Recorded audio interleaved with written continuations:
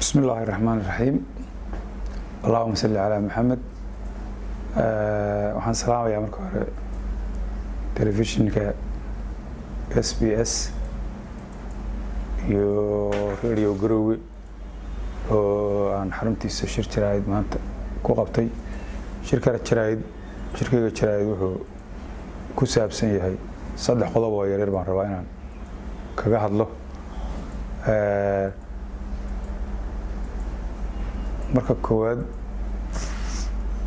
baan salaamayaa ummadda Soomaaliyeed gaar ahaan kuwa reer Puntland meel kasta ay joogaan.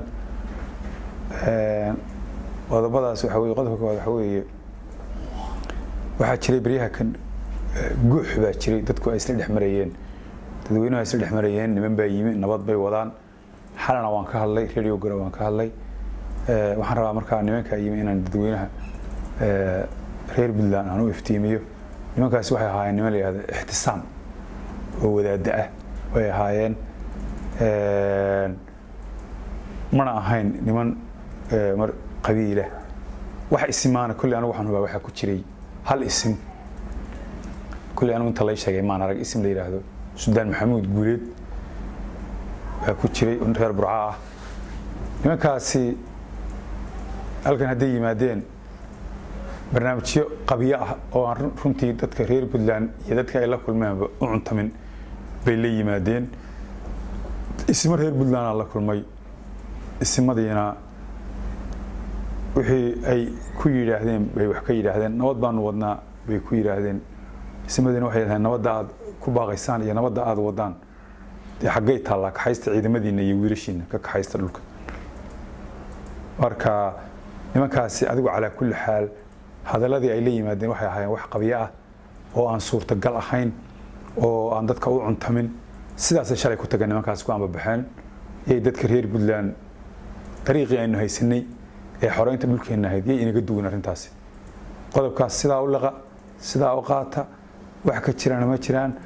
qoliyaha wadaadada ah ee reer Puntland ama ixtisaamka wadaadada kalena ha ahaadeen waxaan leenahay dalka waxbaad ku leedihiin bari inaad xukuntaan baana laga yaabaa. waxa loo baahan yahay wadaadow waxa aad ka hadlaysaan iyo waxa aad waxaynaysaan inay yihiin wax sar go'an oo waxaan ku raahday tifaftiran nabad cidina ma diidana laakiin nabadda waxa la rabaa nabadda inay ka soo unkanto cid ay wax ka go'an inay ka soo unkantaa nabadda. tukaraq dad baa ka qaxay falleeyay degeen garaale gudal bay degeen Garowe way degeen buro wadal bay degeen dhowr kun oo qoys baa ka qaxay oo nimankaas barakiciyeen. waligii wadaad reer Puntland oo ka hadlaya ma arag oo halka dhulka dad baa jiifa oo maata oo barakacay oo loo gurmado waxa la yiraahdo beledweyne weynu u gurmanay qarxiisoba weynu u gurmanay beel kasta baar ka dhacan weynu u gurmanay waynu ku mahadsannahay kama xumin laakiin bal hoos u dega meelaha kale lafteeda bal hoos u dego dadkan iyo dalkiina waxaan leeyahay hoos u eega.